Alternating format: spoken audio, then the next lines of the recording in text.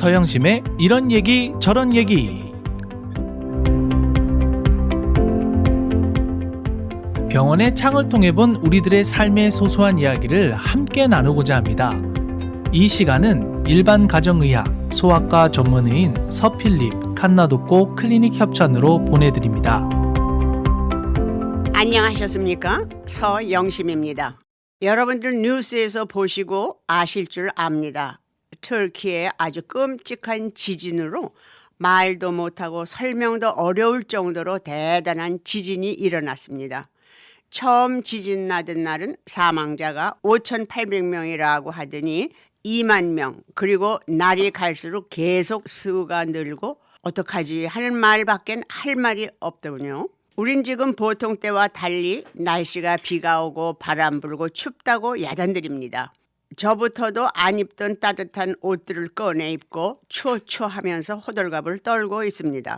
그러다 터키의 지진을 생각하고 그 광경이 떠오르면 춥다고 하던 말이 쑥 들어갑니다. 이럴 때는 하나 고마운 게 서로 미워하던 적국까지도 하나가 되어서 기도로, 재정적으로, 물자로, 사람으로 적극 후원들을 하고 있습니다. 참 감사한 일이지요. 9.11 때도 저희는 새벽기도 간다고 일찍 일어나게 돼요. 무역센터 빌딩에 허리가 되는 듯한 부위를 직접 비행기가 들이받으며 무너지는 광경을 보았습니다. 그때는 새벽이고 잠결이라서 무슨 쇼하는 것을 보여주는 줄 알았습니다. 이번 지진 역시 그냥 건물들이 흔들리며 무너지고 너무 끔찍해서 이것 역시 무슨 쇼나 지나가는 것을 보여주는 줄 알았지요. 어떤 땐 너무 끔찍해서 믿어지지 않을 때는 이게 정말 현실인가? 사실이라는 것을 믿고 싶지 않으려고 합니다. 왜냐하면 너무 끔찍해서 현실로 받아들일 수가 없는 것이지요. 이런 끔찍한 일은 나와는 상관없으니까 다른 나라에서 일어난다고 그냥 모른 척 하지 않으셨을 줄 압니다. 각 곳에서 후원금도 걷기 시작했고 각 교회에서도 기도들을 시작했습니다. 그런 지경에 우리의 기도가 무슨 소용이 된다고? 네, 우리의 기도 아주 짧게 한마디라도 도움이 됩니다. 우리가 흔히 남을 위해 기도하는 것을 중보 기도라고 합니다. 예를 들어서 우리의 자녀들이 아빠, 엄마, 내 친구가 있는데 갑자기 집안이 기울어져서 학비가 없는데 좀 도와주실 수 있어요? 라든지 아빠, 엄마, 우리 교실에서 과학 실험을 하는데 그게 잘 되면 우리 교실에 상금이 생기는데 잘 되게 좀 기도해 주세요. 이렇게 자기 일이 아닌 것 또는 자기의 친구나 남을 위해 기도해 달라고 하면 어떤 마음이 드시겠어요? 철들었는데? 또는 기특하네. 제 일도 아닌 친구 일을 내게 부탁을 하더니 하고 도와주고 싶은 마음이 더 생깁니다. 아니 웬만하면 도와주십니다. 그래서 나를 위한 기도도 필요하지만 나 자신보다도 다른 사람을 위해 기도하면 그렇게 힘이 있다는 것입니다. 그래서 지금 제 이야기 들으시자마자 기도하세요. 나 기도 못해요. 대부분 그러시는데 기도가 그렇게 우리가 못하도록 어려운 거는 아닙니다. 예를 들어서 이웃에 아는 분이 열이 나고 많이 편찮으시다는 말을 들으면 우리가 어머 어쩌지 빨리 나셔야 할 텐데 죽이라도 써서 갖다 드려야겠다 빨리 일어나시게 이런 마음이 바로 기도하는 거예요. 다른 게 있다면 혼잣말로 내게 하는 말 대신 하나님을 부르고 이분 몸이 약하여서 지금 너무 편찮으시지만 좀 낫게 해주세요. 빨리 낫게 해주세요. 바로 이런 것이 기도입니다. 길게 어려운 단어를 많이 써서 유식하게 기도 잘한다라는 말을 들을 필요가 없지요. 최근 제가 다니는 한인 기독교에서 중보 기도의 기적이 일어났습니다. 아주 건강하시던 분이 너무나 갑자기 그것도 아주 흔하지 않은 병으로 쓰러지셨는데 온 교회가 너무나 믿어지지 않도록 놀라운 일이어서 중보 기도를 목사님이 부탁하셨을 때 아무도 전 기도할 줄 몰라요 한 분이 안 계셨다고 오히려 제가 기도할 줄 모르는데 지금 당장 하겠습니다란 반응들이 나왔다고 하니 정말 소식을 들은 분은 아무도 못해요 소리를 안 하셨답니다. 바로 이런 진심 어린 중보 기도는 하나님이 다 들어주십니다. 환자 본인도 교인도 다 이 병이 무엇인지 아는 분들은 우리의 중보 기도가 아니었으면 이분은 천국으로 가실 뿐이라고 중보 기도의 기적을 믿고 더 많은 중보 기도에 대해 자신을 갖게 되었습니다. 할 줄 모르는 내 기도가 뭐 도움이 될까 하시지 마세요. 네, 도움이 됩니다. 그럼 음악 한 곡 들으시고 다시 계속 하겠습니다.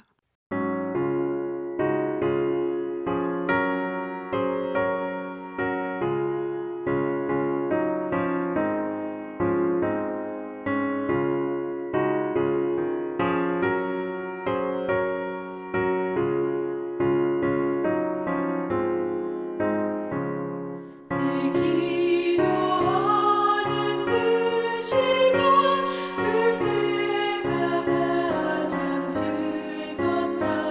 이 세상 그친 걱정에 얽매인 나를 부르사 내 진정 소원 주 앞에 난 나지 마라 하래요. 큰 불행 당해 슬플 때 나 위로받게 하시네. 내 기도하는 그 시간 내게는 가장 귀하다. 저 광야 같은 세상을 끝없이 방황하면서 위태한 길로 나갈 때 주께서 나를 이끌어 그 보좌 앞에 나아가 그 은혜 받게 하시네.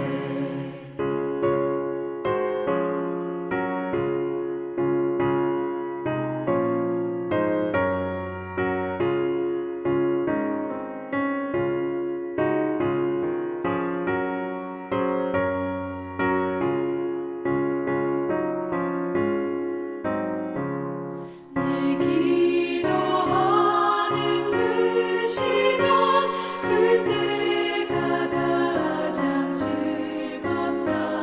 이때까지 지은 큰 죄로 내 마음 심히 아파도 참 마음으로 뉘우쳐 다 숨김없이 하려면 주 나를 위해 복 주사 새 은혜 부어주시네. 내 기도하는 그 시간 그때가 가장 즐겁다.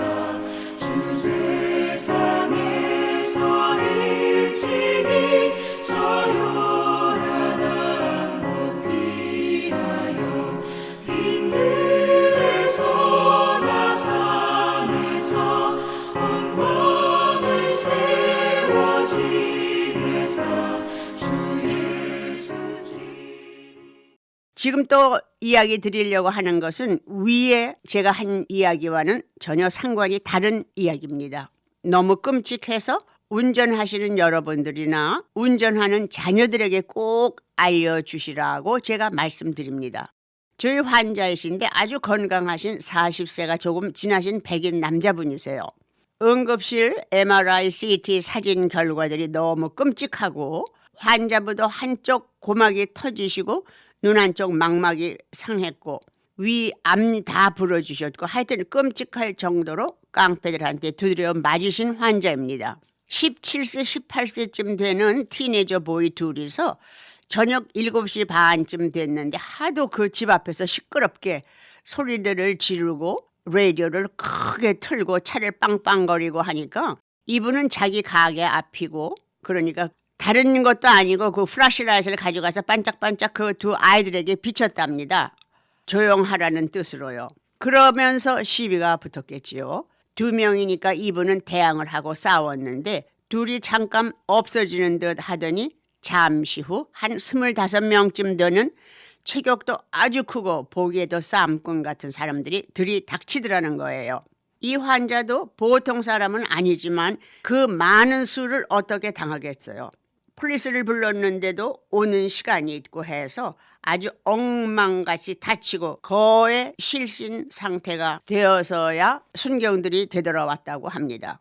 이 깡패들도 순경들이 올 때가 됐다 싶으니까 그것도 어슬렁어슬렁 사라졌다는 거예요. 그러면서 이 상황을 와서 본 순경들도 끔찍한 사고이긴 하지만 자기들도 딱하지만 어떻게 할 수가 없다고 설명을 하더라는 것이었습니다. 그리고 그분들이 이렇게 충고를 하면서 많은 한국 사람들에게 알리라고 해서 제가 말씀을 드리니까 운전하시는 본인들, 친구들, 특히 젊은 혈기찬 자녀들, 티네이저들에게 알려주시기를 바랍니다. 요새 이렇게 할 일들이 없이 학교도 안 다니고 일도 안 하는 이런 깡패들이 할 일이 없어서 말하자면 이런 싸움을 하려고 저희들은 다른 데 있고 이렇게 두서너 사람을 앞에 내놓고 말하자면 낚시할 때 베이트, 맥이라고 미끼를 낚싯대에 끼워서 낚시하듯이 이렇게 싸움을 하려고 미끼처럼 두서너 명을 미리 보내서 싸움을 걸어오도록 만든다는군요. 그거를 몰랐죠. 알았다 해도 그런 먹이들이 이쪽에서 참다 못해 싸움을 걸어올 때까지 계속 자극을 한다니 웬만한 혈기가 있는 사람은 참기 어려웠겠지요. 순경들 말은 아예 그 사람들이 포기하고 스스로 사라질 때까지 모르는 채 하라는 게 답이었다네요. 사회 안전을 지킨다는 순경들이 그렇게 이야기를 했다니 슬픈 일이지요. 말하자면 불의를 보고도 너희가 참아야 된다는 뜻이니 한심하고 불안한 사회네요. 자기들이 잡아봤댔죠. 그냥 다 모른 척하고 풀어준다는군요. 이런 이야기를 들으신 한 환자분이 또 자기 아들이 당한 이야기를 하는데 그 이야기도 너무나 어이가 없고 화가 나고 끔찍했어요. 몇 년 됐대요. 자기 아들이 고등학교 2학년 그러니까 8학년 됐을 때 학교 밴드부에서 연주가 있었답니다. 그때는 다 양복에 넥타이들을 메고 가게 되었답니다. 보기만 해도 알아볼 정도로 어리고 예리했겠지요. 연주가 끝나고 집에 가는 길이었는데 다른 친구 셋을 태우고 가고 있었답니다. 그런데 갑자기 옆 레인에 있던 차가 자기 앞을 가로지르면서 콱 들어오더니 창문을 열고 욕지거리를 퍼붓더래요. 순진한 이 애들은 너무 어처구니가 없으니까 창문을 열고 대항을 했겠지요. 그랬더니 끼어든 앞차가 다시 창문을 열어 제치고 욕설을 하더니 마구 지그재그로 그 차를 막으니까 사고 날까 봐서 브레이크를 꽉 밟고 다시 또 액셀레이터를 밟고 도망을 치다가 그냥 차가 멎어버렸답니다. 그랬더니 옳다코나 하고 그 차가 앞을 막아 서더니 트렁크에서 야구할 때 쓰는 야구 방망이, 도끼 그 외에도 잔뜩 꺼내더니 양손에 하나씩 들은 무기 같은 것으로 그 차 유리들을 다 악살같이 두드려 부시고는 한 명은 차 앞, 차 후드에 올라타고 앞 운전수 쪽 유리를 부시는데 그거는 아예 안전 유리로 돼서 박살나지는 않고 그냥 쪼각쪼각 도끼로 찍는 대로 무늬만 생겼대요. 그제서야 이 순진한 아이들 깨달았답니다. 트러블을 만드는 아이들이었구나 하고 정신을 차리고 서 있는 차를 있는 힘을 다해서 액셀레이터를 누르고 시동을 거니까 되더래요. 자동차 위에 앉아있던 애들이 미끄러져 내려오고 운전하던 아이가 시큐리티가 있는 아파트로 들어가서 순경들이 오고 하니까 그냥 깡패들은 앞에서 기다리다가 가고 해서 생명을 구했고 다시는 어떤 이런 유혹에도 넘어가지 않고 모른 척 한다고 했습니다. 조심들 하세요. 그러면 다음 주 이 시간에 다시 또 뵙겠습니다.